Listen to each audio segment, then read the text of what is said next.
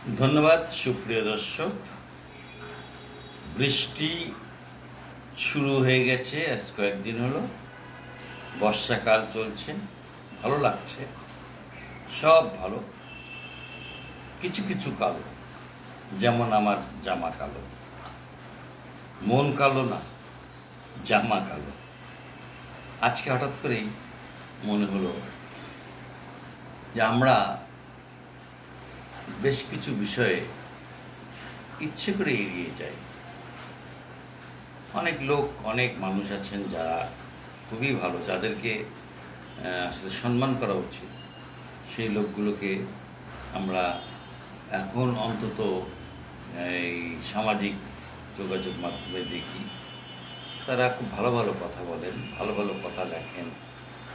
যেমন আজকেই আমার খুব প্রিয় ভাই ডাবলু ভাই লিখেছেন যে একটা বিষয় নিয়ে লিখতে গিয়ে বলেছেন যে আমি যে প্রতিদিন এটা পোস্ট করছি, এটার মানে হলো যে এই পোস্টটার মানে হলো যে আমি তোমাদের সাথে রেগুলার আছি, আই অ্যাম অ্যালাইভ, আমি বেঁচে আছি। এই যে একটা সুন্দর কথা উনি বললেন, এটাও একটা মানে বলতে পারেন যে আমাদের অনেক সুন্দর একটি বিষয়। তো এরকম অনেকেই লেখেন। তো ইদানিং একটা জিনিস আমরা খেয়াল করছি যে ফেসবুকে নানা ধরনের বিভ্রান্তিকরমূলক আপনার যেমন বিজ্ঞাপন আছে, যেমন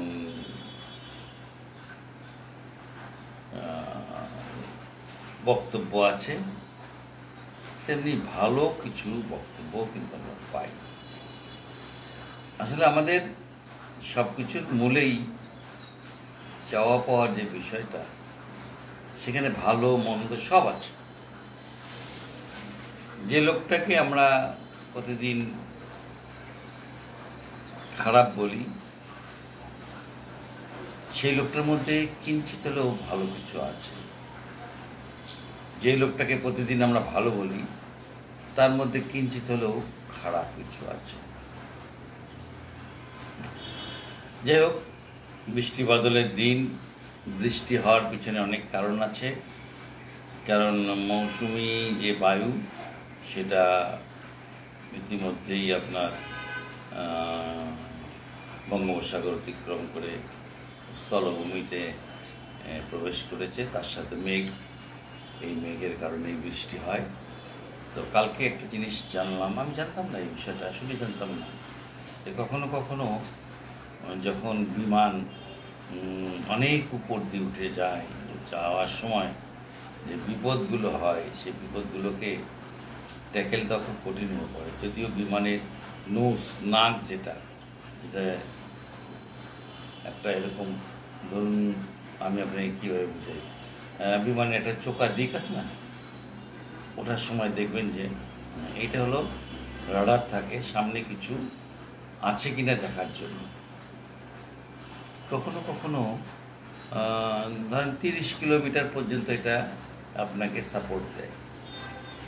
বিষয়টা জানতাম না, কালকে দেখে বুঝলাম যে আকাশ থেকে যখন এই আপনার হলো অনেক বড় বড়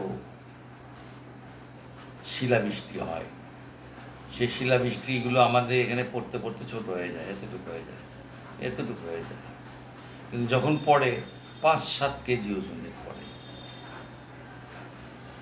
এবং এটা কিন্তু বিমান যখন দেখে যে শিলাবৃষ্টি উপর থেকে নেমে আসছে, তখন বিমান দিক পরিবর্তন করে। তারপরেও অনেক সময় কিন্তু বিমানের নাকে এসে কিন্তু আঘাত করে বড় বড় শিলা। আর আপনি জানেন যে যখন 700 থেকে 800 কিলোমিটার বেগে একটি বিমান যখন যায়, তখন যে যে দ্রুত বেগে নেমে আসছে একটা 8 কেজি 9 কেজি ওজনের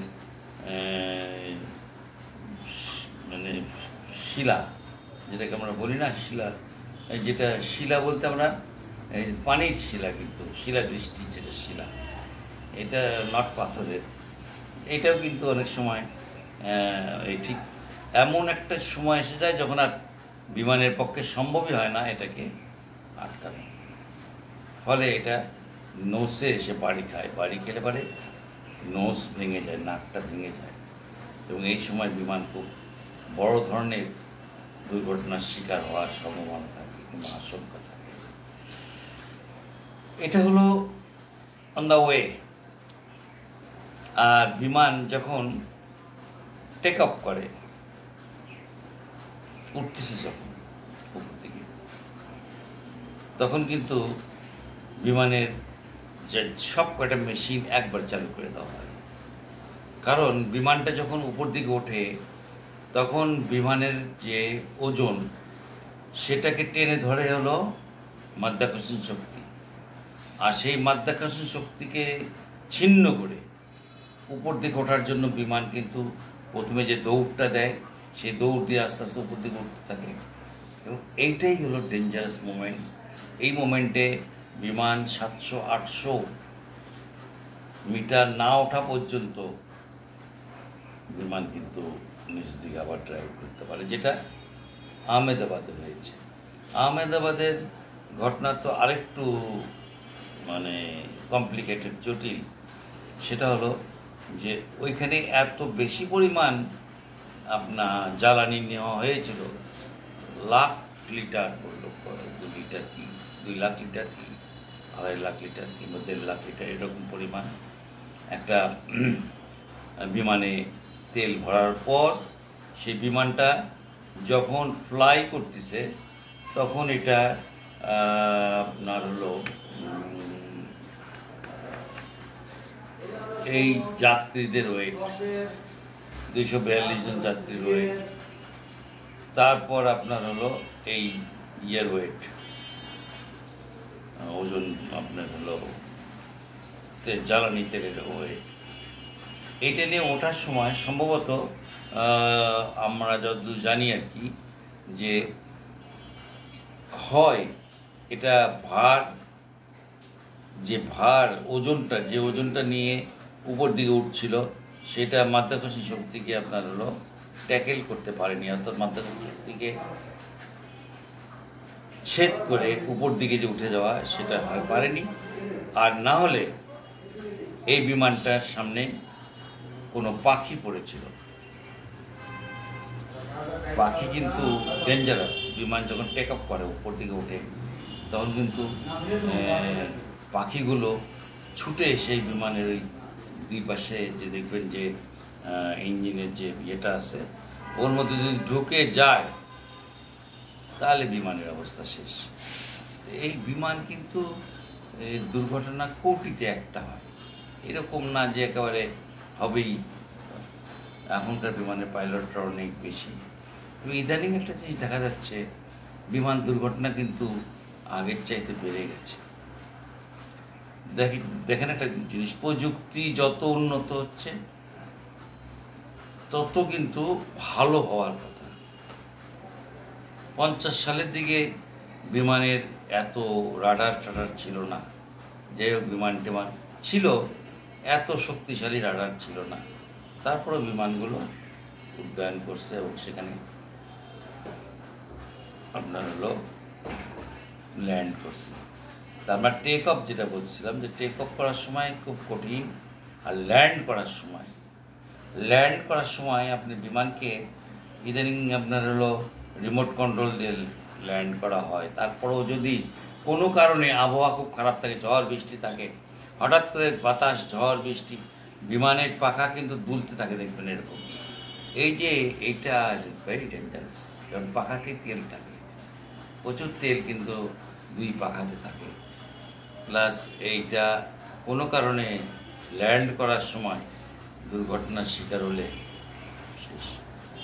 তো বিমানের এই যে এতগুলো লোক মারা গেল, বিভিন্ন দেশে মারা গেছে, ভারতে মারা গেছে, বিভিন্ন দেশে মারা টারা যায়, ব্যাপারটা খুবই কিন্তু দুঃখজনক। আমরা মনে করি এগুলোকে একটু দেখে শুনে চালানো উচিত। আর একটা ব্যাপার, অনেক সময় আমরা দেখি যে বিমান যখন ঊর্ধ্বাকাশে ওঠে তখন অনেক সময় কিন্তু ক্লান্তিজনিত কারণে পাইলট ঘুমিয়ে যায়।